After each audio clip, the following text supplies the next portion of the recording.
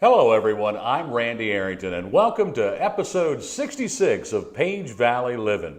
We're here today at the Rec on West Main Street here with Audre King.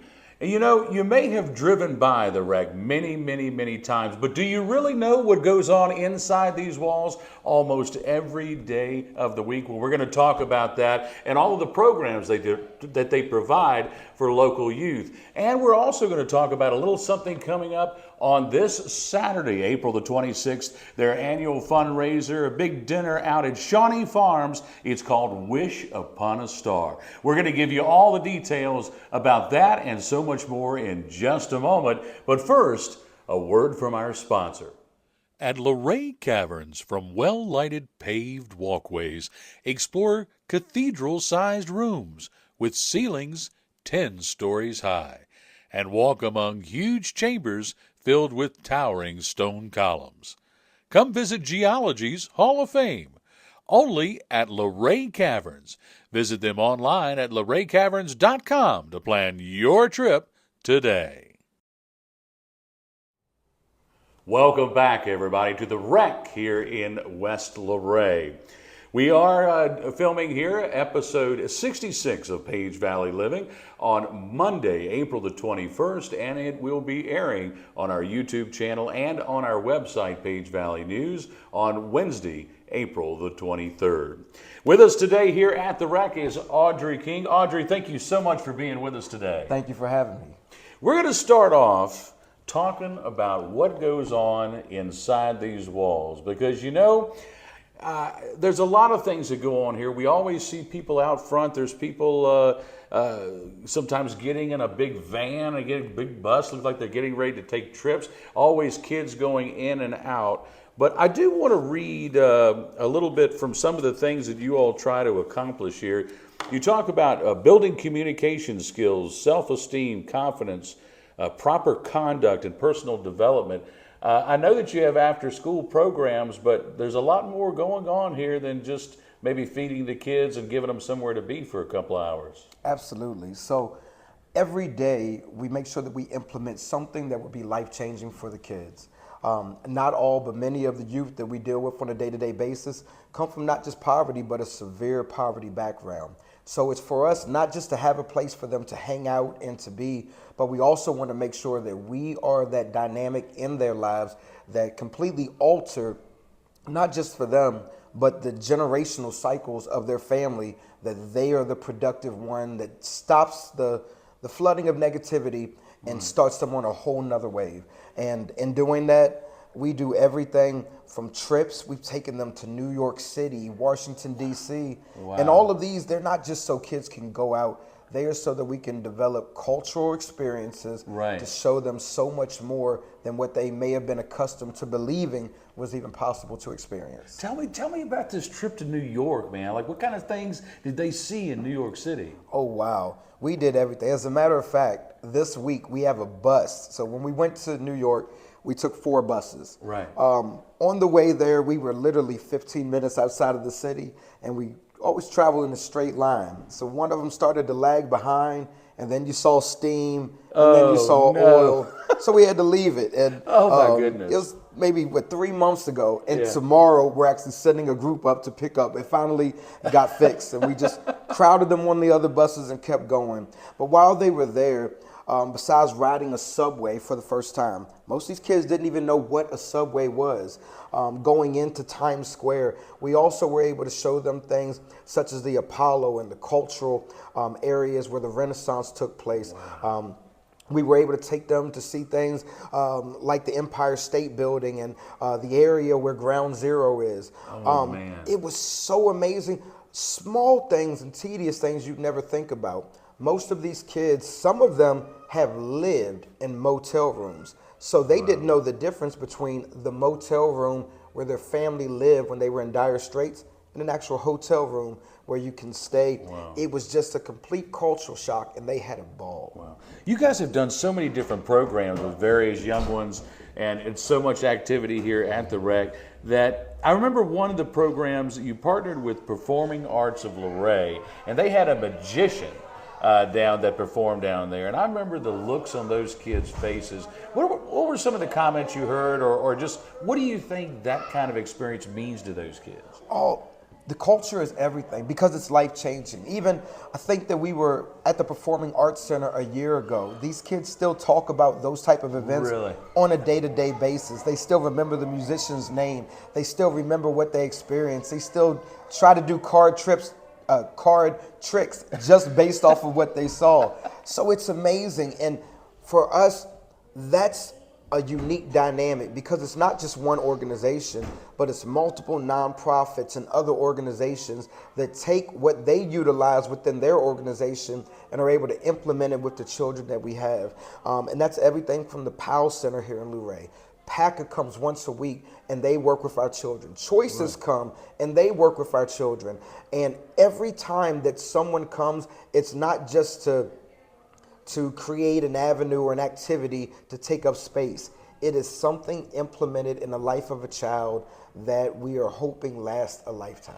I even saw something on the website that talked about, and I don't know if this is in every case, but in some cases, there are sort of like individual plans or individual attention and counseling for these kids that includes checking back in with the parents, checking in with the schools and all these kind of things. Talk a little bit about that. Absolutely. So that's our PYD program, and and that stands for Positive Youth Development. Okay. So it's ran by Taylor Alger, who is just a huge asset to our town everywhere, and we just happen to be able to employ her part-time in what she does here. But through our Positive Youth Development program, not only do we go into the school, so first we find out what is your goal in life. Now this is typically a program that we have our teens in, but we have some as early as 10 years old in them. Wow. We find out what you want to do in life, and from there we take what is a dream and we begin to make it into a vision. We always tell a kid a dream can end when you wake up, but a vision is something that you put on paper and you go through the process to execute. So what Taylor does is find out what the strongholds are, what traumas you've dealt with in your life, what is your family dynamic, and from that, where do you want to go? And then everyone is held accountable, including, but most importantly, the child. We meet with teachers every week, administrators at the school every week, and we even come up with home plans. Let's say that you live in a house where the situations are not conducive for success in the entirety of the household. Okay. We make sure you focus on your room, the cleanliness of your room, making of your bed. These are small things, but these are huge in the dynamic of a child's life. But also, we're working with the parents, because it's one thing if while we have you at the rec, we're telling you this is what you need to do to be productive, but maybe you go home and you see and you experience the opposite. So in doing that, we're working with parents to find out what are you seeing at home that we're not seeing here, and we're even dealing with how parents deal with kids. You see some kids come and they scream and they holler. There's a root to that. So we can show the parents a different way of parenting to help them along the way. It impacts the child in a major way. And then the entire relationship of the family begins to change. And what you see is that change then goes to the relationship the child has with their teacher, the relationship the child has when they get to the rec. But most importantly, you see the value that child begins to have in themselves when they look in the mirror. Wow. Well, I tell you, I, of course, have watched the development of the rec since 2017 over the last 8 years. I've talked a lot with Taylor Alger about these programs. I knew the program that was identifying some of our troubled youth. I knew about the after-school programs. I knew about the tutoring that goes on, the computer room you have, the game room, the cultural type of things that you've been taking these kids to. So it bothered me a little bit when I hear comments sometimes, and maybe it bothers you as well. We talked about this a few moments ago before we started today, that some people who are not involved probably have never walked inside the doors of the rec. Sometimes I've heard comments like, well, that's just a glorified babysitter. That's a glorified daycare center. When you hear things like that, what do you think? I think it's a great opportunity to open the door of conversation so that they can see what we really do. If they knew that these kids that we're starting with at the age of 5 and 7 years old, that we're following them all the way through either to college, technical schools, or higher educations, ensuring that their pathway goes the direction that we're looking at. If they knew how many come in here at the age of 11 years old. And I'm not talking about one or two or a handful, I'm talking about dozens already addicted, some to THC, some to vapes, all manners, and they're getting it at home. And for those kids to be able to say, because of the trainings and the teachings, because of being able to identify, because of the people that we have encountered through the rec, we no longer have those addictions. We had a child, well, she's an adult now, she's 18, getting ready to graduate. She started coming here when she was 12. Yesterday, she just got her learners. That was something that wasn't imaginable to her. And now she's probably somewhere driving around this particular moment. We're working on avenues that kids can go from not only going through our program, then becoming volunteers, and then being hired. We have 4 families, 12 kids, and 4 mothers that are in our restoration housing program. That means that the parents and the children were homeless. Now they're all in homes, and not only are they in homes, it's not just putting them places, the daycare scenario, but each of these women are now in classes for financial literacy. We're teaching them budgeting, we're teaching them parenting and home etiquette. And all of the things that we're teaching the parents is going to automatically go down to the children. A lot of people don't know. We did start by just teaching kids, this is how you bake a cake. This is how you make cupcakes. Now we're working with youth at the age of 10 years old to show them this is how you make a meal that can sustain a family of the size that you are believing you're going to have for X amount of days. This is how you budget out for that particular meal. So it's one thing to say I can make a cake. It's another to say I can make a pot of chili that will last 5 people for 3 days, and I know how to budget that throughout the week. Wow. Teach a man to fish, right? I tell you. Well, I tell you, y'all are doing wonderful, wonderful work here at the rec, because it goes way beyond just somewhere for the kids to be. It goes way beyond having a snack after school or something like that. And I do think that it's making a difference. I'm sure you've seen a number of success stories.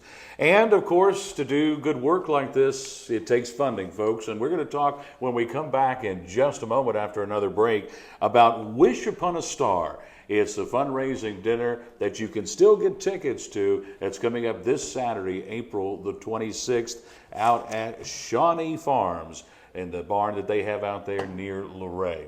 We'll talk about all that and some of the details around this special event when we come back after another word from our sponsor. At Luray Caverns, the Smithsonian Institution said, quote, "It is safe to say there is probably no other cave in the world more completely and profusely decorated than that of Luray. Come see Mother Nature showing off, only at Luray Caverns. Visit them online at luraycaverns.com to plan your trip today." Welcome back, everybody, once again to the rec here in West Luray. We're talking with Audre King and been talking about all sorts of things that happen here at the rec. If you are unaware, folks, this is a busy place that is involved in the lives of local youth and families at a deep level. And I want to take the opportunity to thank you for everything you do for our community before we go any further. But we do want to talk about coming up this Saturday, April the 26th, a Wish Upon a Star. It's their annual dinner fundraiser taking place out at Shawnee Farms Barn in Luray. Tickets still available. Audrey, if people want to get a ticket, how can they still get a ticket? They can go to the Chamber of Commerce. They're actually selling them there for us. It's one of the many ways that we just have these connections of people that want to help in the community, which is awesome. Wonderful, wonderful. Well, that's a great opportunity to go out and support this organization. And they're going to have a silent auction there. They're going to have a wonderful dinner. Do you know what's going to be on the menu at this point? I don't. However, I do know that that the chef, oh gosh, I can't think of his name. Chuck from up Chef on the Chuck, yes, Chef Chuck. Chef Chuck, and I'm telling you, if you've ever ate his food, then I know whatever he cooks, we're in for a treat. Yeah, So from I'm up at excited. Main Street Bakery, old Yes. Chuck, the good guy there. And here's the part that I think is really interesting. In addition to the great food and a silent auction, they're going to have a jazz guitarist by the name of Rodney Jones. Now, you may or may not have heard of Rodney Jones, but guess what? You've heard of the people he's played with. It to include Stevie Wonder, James Brown, and Madonna. So this guy's got some talent. I'm excited.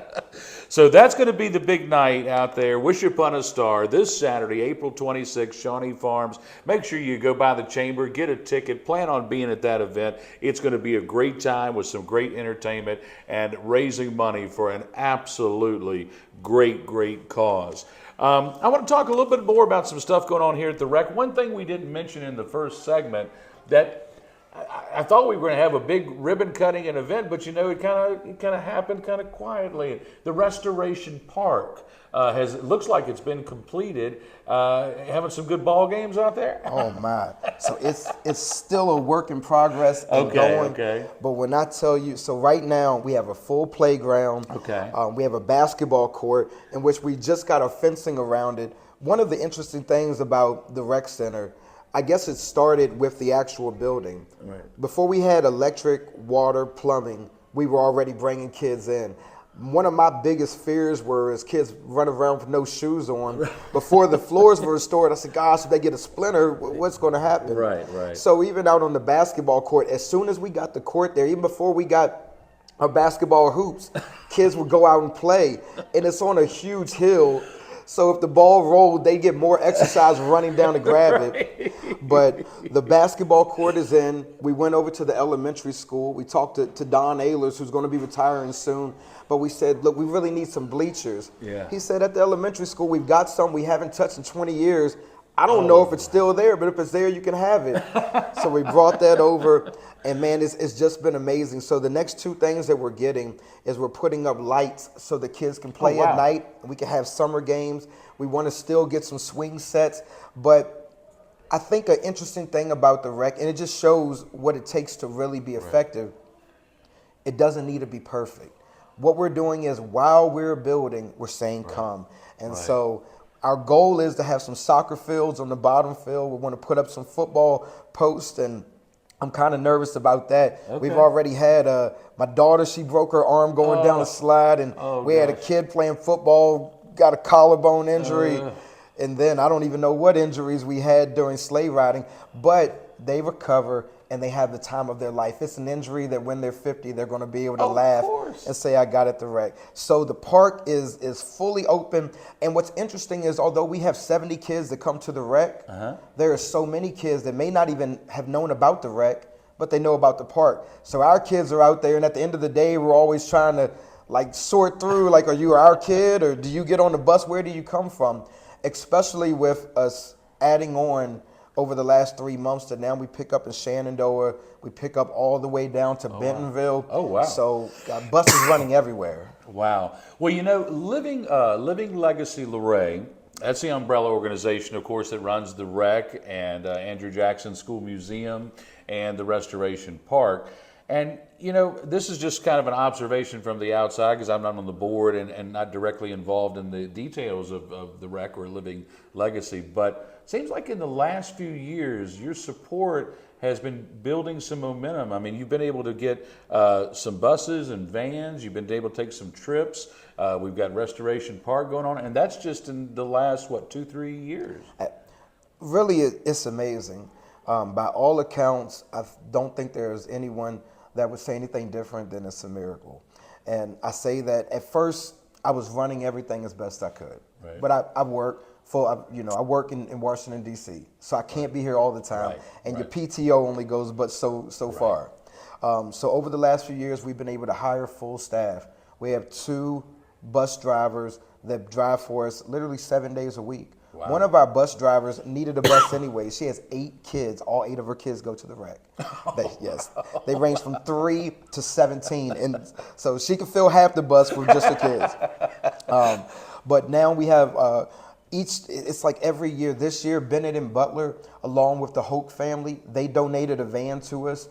We've had 3 vans or buses that were donated to us by let's see, Bennett and Butler gave 2. We have the Moyer brothers. They donated a bus, and they actually got the bus fixed that we have to go get up there in New York. But as we've gotten more, we take on more. So right now, we are picking up every day at all 10 schools, that's private and public in the county. And when we drop them off, it used to take about 2 hours. Now it's about 45 minutes for each bus. We're in Wow. Rileyville, Shenandoah, Stanley, every holler, every place you could think of. we're Monday at. through Friday. Monday through Friday. And then on the weekends, we still pick the kids up because after we go and do festivities, they come here. We have cookouts every Saturday. So if you see us outside on Saturday, the kids are inside playing. We take hot dogs, hamburgers, and cook out because we want them to be in a safe environment. Yeah, That yeah. is that is essential to us. But because you said that, we have a full-time facilitator who deals with our rec Right. and deals with the youth every day. She's responsible for them all. We have 2 clerks that their sole responsibility is to find donations. A lot of people don't know we're not state nor federally funded. We don't even operate off grants. Every dime that makes the rec run comes through donations. Wow. And what's Wow. interesting, we have about $2,500 of steady donations every month. The rest of it just comes miraculously, is all I can say, because it's about $17,000 it takes to run this a month. Wow. So every A month, every month. that's from the mortgage, electric, water, paying staff. We spend $2,000 a month just on diesel for the buses. Wow.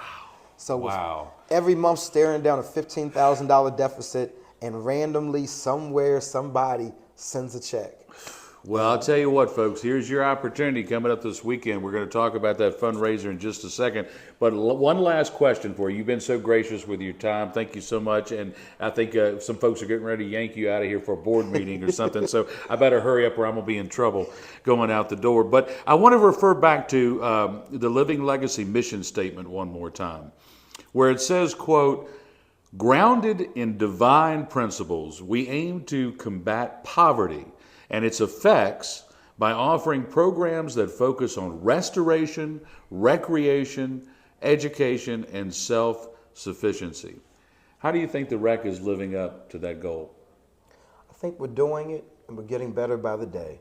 I believe that every day we find a new way to strategically get better. And when I say that, we know what the issue is. And I don't believe that the issue goes away. And if it does, it's not overnight. We have the issue of poverty. We have the issue of trauma. We have the issues of addiction. All of these issues that we look at and we think those are adult problems, I think sometimes we don't realize how they trickle down to the next generation. So our goal, not leaving out the last generation, as I said, we have transitional housing in which we have 4 mothers and 12 children in. But if we could get these children at a young age, show them cultural experiences, show them love, teach them. And when I say teach them, we're teaching them how to find goals and careers at a young age and what the path is to get there. We're teaching them how to sustain a home, and we're teaching them what a home looks like. You know, a lot of times, especially with our kids, especially when they first come, people say that's a lie. You don't know better until you see better. And when you see better, it gives you the incentive to do better. That's what we're trying to do. And so I think every day we get better, and every day we learn more, and everything that we learn, we make it applicable into the lives of these children. Well, Audre, I think it is absolutely wonderful. And as you well know, you're doing God's work. And I tell you what, I appreciate everything you do, man. Thank you so Appreciate it very much, much. Folks, don't forget, Wish Upon a Star this Saturday night, April 26th, out at Shawnee Farms. Tickets still available. Go by the chamber, get one, and support the great, great things that are going on right here at the Rec. That's it for episode 66 of Page Valley Living. Thanks everybody out there to watching today. Make sure you hit that like button for the episode and share the episode with a friend. And also subscribe to our YouTube channel. Look for Page Valley News on YouTube. This episode is going to air, as we said, on April 23rd, Wednesday, on our website and on our YouTube channel. As always, we thank Eleanor Arrington for her work behind the camera and in the editing room this week. And as always, we end up by telling you to make sure you go by the Page County Animal Shelter and help one of our furry friends find a forever home. Until next week, I'm Randy Arrington saying, enjoy that Page Valley living.